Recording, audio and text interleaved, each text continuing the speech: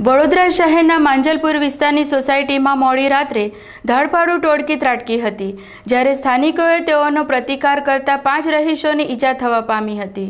શહેરના માંજલપુર વિસ્તારની સાઈ ચોકડી પાસે આવેલી સાનિધ્ય ડુપ્લેક્સ સોસાયટીના 16 નંબરના મકાનમાં રહેતા વાસુદેવભાઈ લગ્ન પ્રસંગે સહપરિવાર હૈદરાબાદ ગયા હતા, જેથી તેમનું મકાન બંધ હતું।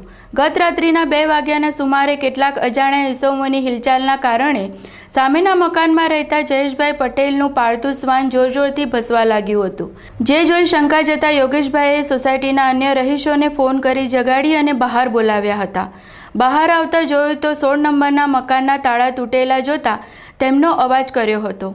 અવાજ થતાં જ ઘરમાંથી 4 લૂંટારોઓ નીકળી સોસાયટીના પાછળના ભાગેથી ભાગવાનો પ્રયત્ન કરતા હતા। એક ધાડપાડુને સ્થાનિકોએ પકડી પાડ્યો હતો। ભાગી ગયેલા 3 ધાડપાડુની સાથે સોસાયટીની પાછળ અન્ય 4 ધાડપાડુ હાજર હતા, જેઓએ તેમની સાથેને છોડાવવા સોસાયટીના રહીશો પર પથ્થરમારો કર્યો હતો, જેમાં 5 જેટલા રહીશોને ઈજા પહોંચવા પામી હતી। ઉઠાડે એટલે જાણ થઈ જાય અમને કે કંઈક આવ્યું છે। ઉઠી ગયા અમે જોયું તો સોસાયટીમાં જાણ કરી તો સૌથી પહેલાં ફ્રેન્ડને જાણ કરી, બીજા 4-5 જણને જાણ કરી। અમે દોડીને ભાગી ગયા એ લોકો 4 જણા, એમાં 1 જણો પકડાઈ ગયો।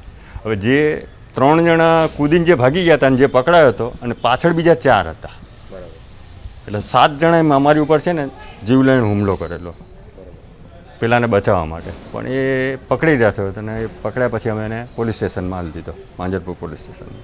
શેનાથી હુમલો કરેલો? પથ્થરોથી। કેટલા લોકોને સોસાયટીમાં વાગ્યું? સોસાયટીમાં ટોટલ 5 જણને વાગ્યું છે, પણ અમને 3 જણને તો વધારે મેજર વાગ્યું છે। ચોરી થતાં અટકી ગઈ? ચોરી થતાં અટકી ગઈ, એટલે અમે જોઈ લીધું એટલે અટકી ગઈ। બરાબર। પોલીસ આવી હતી ટાઈમે? પોલીસને અમે 100 નંબર ઉપર ફોન કર્યો, કોઈ જવાબ નહીં, 7 થી 8 કોલ કર્યા પણ કોઈ રિપ્લાય જ નહીં। પછી કેવી રીતે પોલીસને જાણ કરીને બોલાવા ગયા હતા, રહેવા દે ને। બરાબર। ત્યાર પછી પોલીસ આવી। સમગ્ર ઘટનામાં પોલીસની ભૂમિકા શંકાસ્પદ જોવા મળી હતી।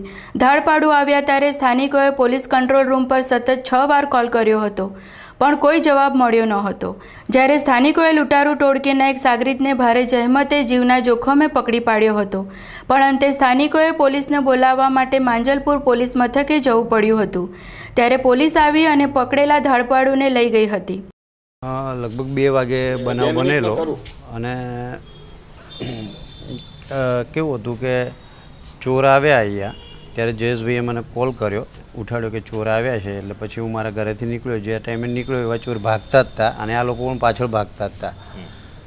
જેઓ ભાગીને કમ્પાઉન્ડ વોલ કૂદ્યા એમાં 3 જણા કૂદી ગયા અને એક ચોર રહી ગયો, એમાં અમે પકડી લીધો। એને બહુ જ મજબૂત હતો કે 1 જણાથી તો પકડાય બી નહીં, 3 જણા પકડી રાખ્યો એને વ્યવસ્થિત, અને પછી થોડો એને ફટકારવો પડ્યો હતો અમારે।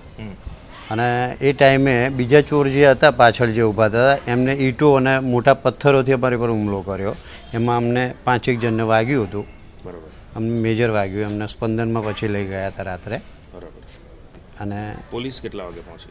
પોલીસ અંદાજિત ટાઈમ કહું તો તમને 2:45ની આજુબાજુ, 2:45 થી 3માં આવી હશે। સમયસર કોલ કરતા પોલીસ આવી હતી? ના, નહોતી આવી। ઘણા કોલ કર્યા 100 નંબર પર, પણ ત્યાંથી કોઈ રિપ્લાય નહોતો આવ્યો। પછી પોલીસને બોલાવી લાયેલા અને ત્યારે પોલીસ આવી હતી। પછી જયેશભાઈના પાળતું શ્વાનની ચોકસાઈથી ધરપાડુ પકડાઈ ગયો અને સ્થાનિકોએ જીવના જોખમે લૂંટારૂને ઝડપી પાડ્યો। પોલીસો તો સમયસર આવી નહીં, પરંતુ પોલીસ પાસે કોઈ ફરિયાદ ના આવતા હાલ સુધી પોલીસે ફરિયાદ પણ નોંધી નથી।